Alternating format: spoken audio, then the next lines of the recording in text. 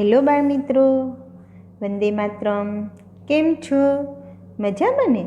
હા, તો આગળ આપણે વિષય હિન્દી એકમ 11માં ભાગ 1 અને ભાગ 2 પુસ્તકમાં અભ્યાસ કર્યો ને હવે આપણે હિન્દી પાકી નોટબુકમાં એટલે કે 2-in-1 નોટબુકમાં ભાગ 3 લખીશું. સરસ મજાના અક્ષરથી આપણે પહેલાં આવી રીતે વચ્ચે એક લીટી કરી દેવાની, પછી એમાં આપણે આગળ લખીશું. એમાં આપણે લખીશું પહેલાં હાંસિયામાં ઉપર તારીખ ને વાર, બરાબર. પછી અહીંયા વિષય, કયો વિષય છે? હિન્દી. અને વિષયાંક એકમ 11. એકમ 11નું નામ એ ગુજરાતીમાં અને 2 માત્રા ऐ.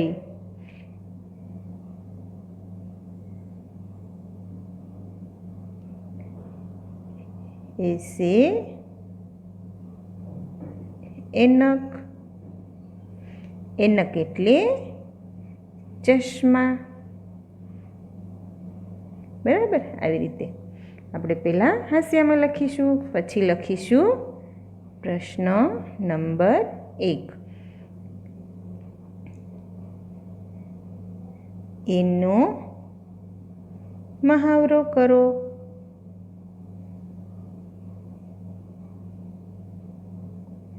બરાબર, આવી રીતે પહેલાં આપણે લખીશું. સરસ મજાના સારા અક્ષરે નોટબુક આપણી બિલકુલ ગંદી ન થાય એનું ખાસ ધ્યાન રાખવાનું છે.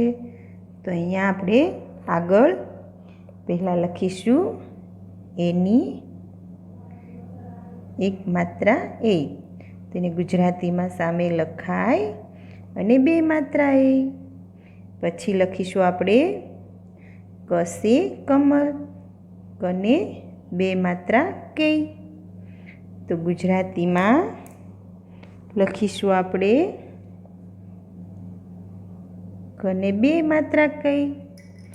પછી ખસે ખરગોશ, અને એની માત્રા લગાવે તો બની જાય ખે.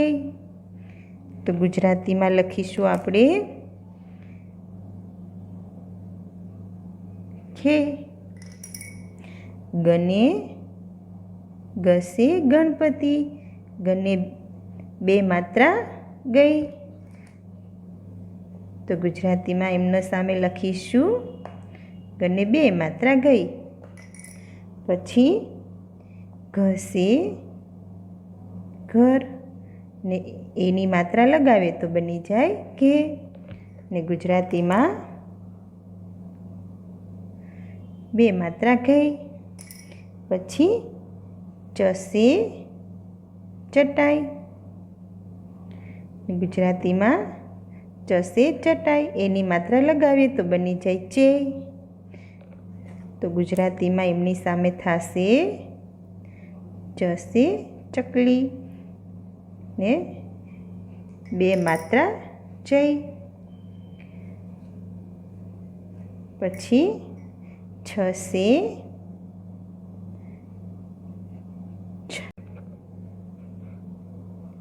એની માત્રા લગાવે તો બની જાય છે. ગુજરાતીમાં 6 ને 2 માત્રા છે. પછી આવશે જે, જશે જગ, અને એની માત્રા લગાવે તો બની જાય જે. તો ગુજરાતીમાં જમરૂખનો જે. પછી આવશે જશે ઝંડા, અને એની માત્રા લગાવે તો બની જાય જે. ગુજરાતીમાં જભલાનો જે. પછી આવશે ટે, ટસે ટમાટર, એની માત્રા લગાવે તો બની જાય ટે. ગુજરાતીમાં ટે. પછી આવશે ઠસે ઠઠેરા. એની માત્રા લગાવે તો બની જાય ઠે. ગુજરાતીમાં ઠે. ડસે ડમરું. એની માત્રા લગાવે તો બની જાય ડે. ગુજરાતીમાં બે માત્રા ડે. પછી ઉપર તો પછી આવશે ઢ. એની માત્રા લગાવે તો બની જાય ઢે. ઢસે ઢક્કન. એની માત્રા લગાવે તો બની જાય ઢે. ગુજરાતીમાં ઢે. પછી આવશે અણો. બાણસે અણો. એની માત્રા લગાવે તો બની જાય અણો. તો ગુજરાતીમાં અણો. પછી તસે તરબૂચ. એની માત્રા લગાવે તો બની જાય તે. ગુજરાતીમાં પણ બે માત્રા તે. પછી પછી આવશે થશે થર્મસ. એની માત્રા લગાવે તો બની જાય થઈ. ગુજરાતીમાં આવશે થઈ. પછી દસે દર્પણ. એની માત્રા લગાવે તો બની જાય દે. ગુજરાતીમાં દે. પછી ધસે ધજા. એની માત્રા લગાવે તો બની જાય ધે. ધસે. ગુજરાતીમાં ધસે બે માત્રા થઈ. પછી આવશે નસે નલ. એની માત્રા લગાવે તો બની જાય ને. તો એમની સામે ગુજરાતીમાં આવશે નને બે માત્રા નહીં. પછી આવશે પસે પતંગ. એની માત્રા લગાવે એમને તો બની જાય પે. તો ગુજરાતીમાં આવશે પે. પછી પને બે માત્રા પે. પછી આવશે આગળ ફસે ફલ. એની માત્રા લગાવે બની જાય ફે. ગુજરાતીમાં બે માત્રા ફને બે માત્રા ફે.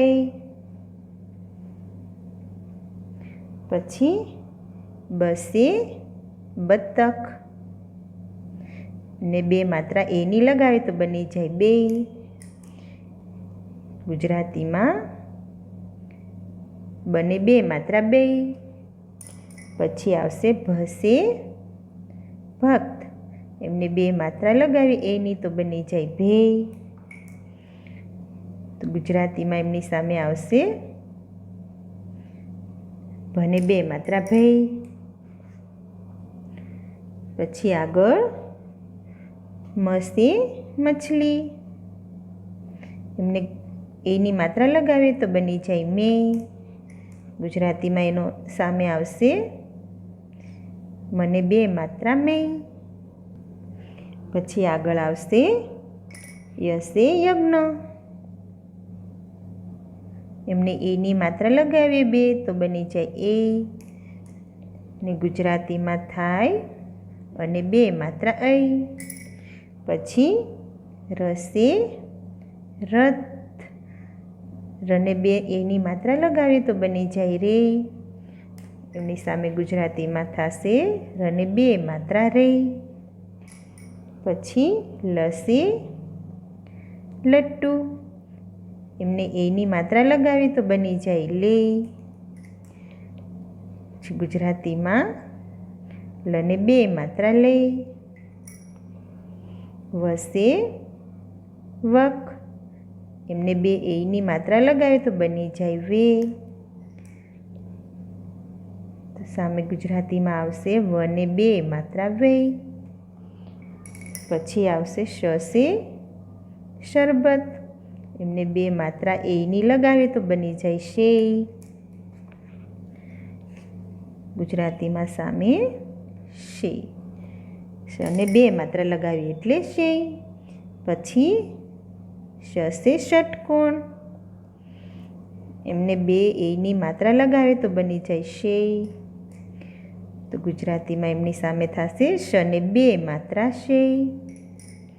પછી સ સે સડક, એમને એની બે માત્રા લગાવે તો બની જાય શેય.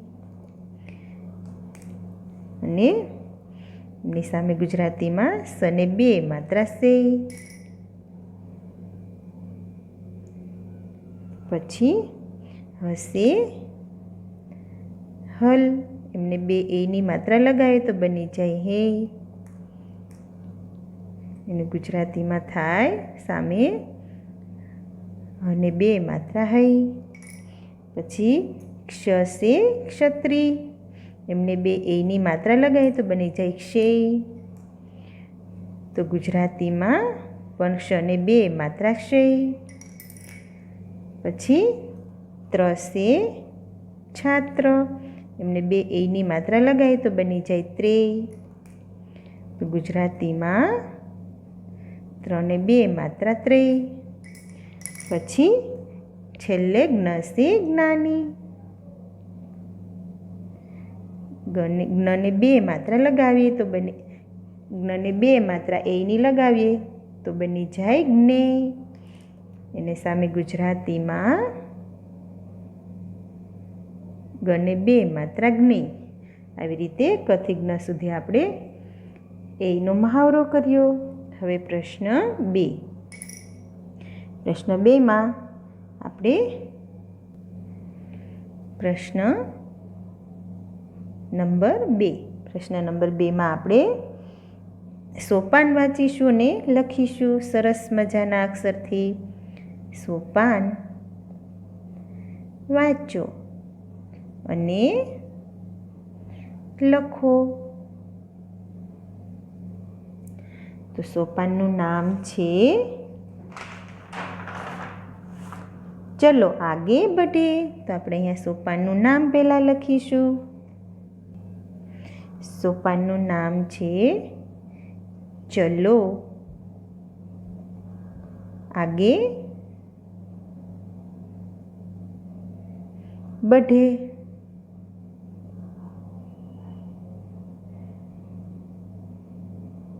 સોપાનનું નામ શું છે? ચલો આગે બઢે. તો આપણે અહીંયા બોલતા જઈશું ને લખતા જઈશું એટલે આપણને પાક્કું યાદ રહી જાય. એનક પહેની,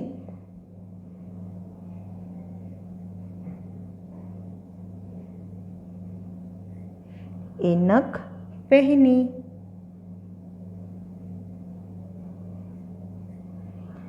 ले लिया थैला,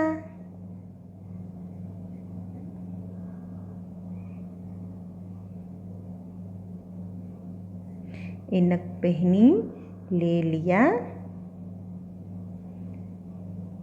थैला. कैलाश जा रहा पाठशाला,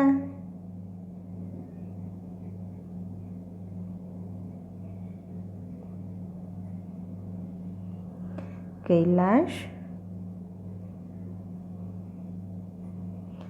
जा रहा पाठशाला.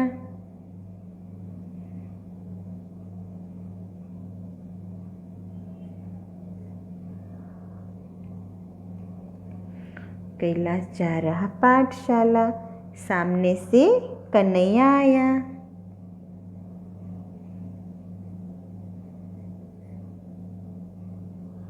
सामने से कन्हैया आया.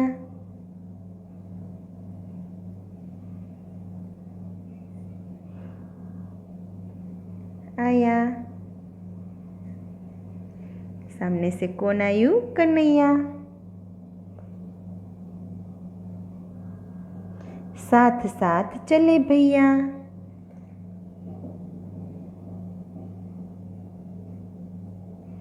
साथ साथ चले भैया।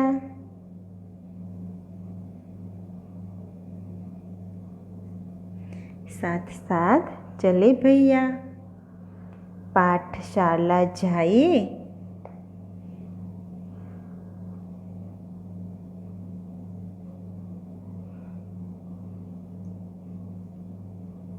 पाठशाला जाए।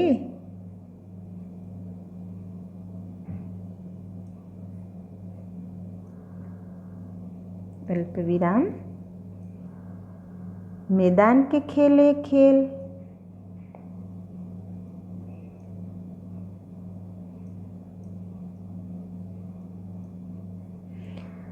मैदान के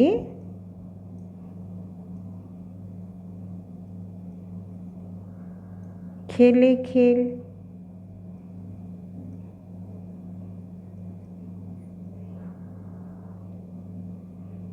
खेले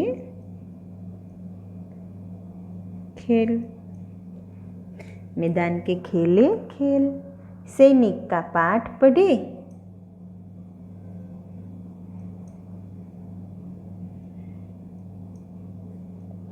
सैनिक का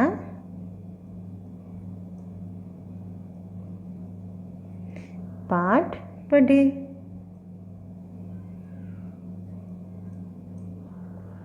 सैनिक का पाठ पढ़े। चलो आगे बढ़े। चलो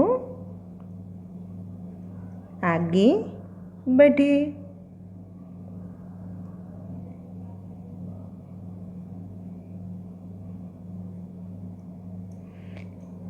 चलो आगे बढ़े।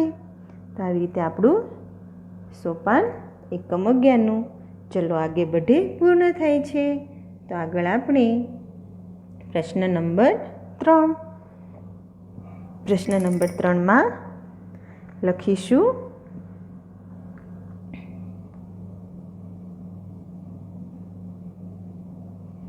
નંબર 3 हिंदी शब्दों गुजराती अर्थ लखो।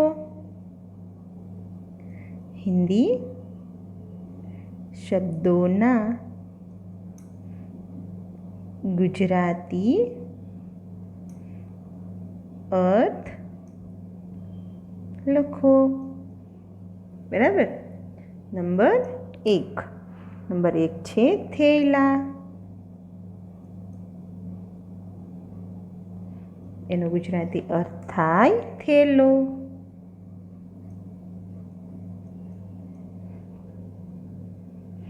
पछी नंबर 2 मैया। मैया मैया एटले एनो गुजराती अर्थ थाय माता। नंबर 3 मैना। मेना तो एनो अर्थ थाय मेना।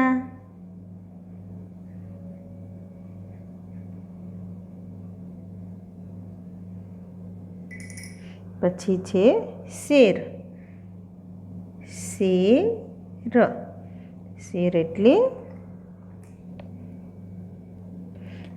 एटले फरवू ते।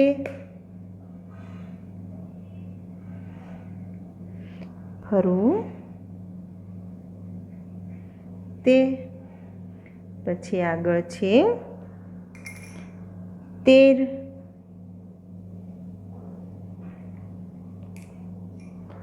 तेर एटले तरवू ते।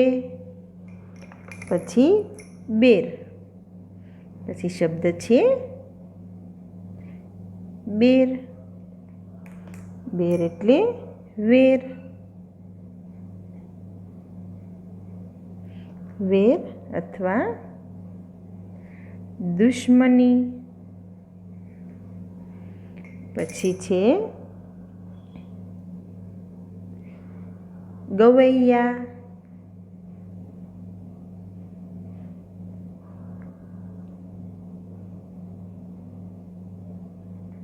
ગવૈયા એટલે ગાયક.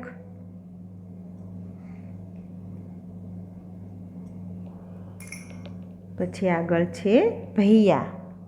હિન્દી શબ્દ છે ભૈયા, તો એનું ગુજરાતી થાય ભાઈ. પછી આગળ શબ્દ છે બેલ. હિન્દી શબ્દ બેલ, તો એનું ગુજરાતી થાય બળદ. પછી છે નૈયા. નૈયા નૈયા એટલે નાવ. પછી છે શબ્દ, હિન્દી શબ્દ આપેલો છે બેંગન.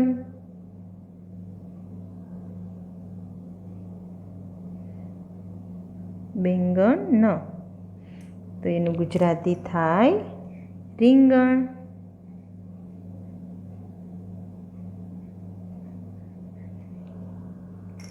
પછી હિન્દી શબ્દ આપેલો છે સૈનિક.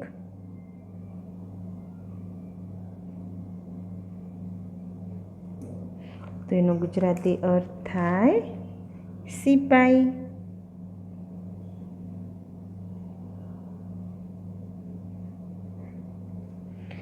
આવી રીતે આપણે હિન્દી શબ્દોના ગુજરાતી સરળ અર્થ લખ્યા.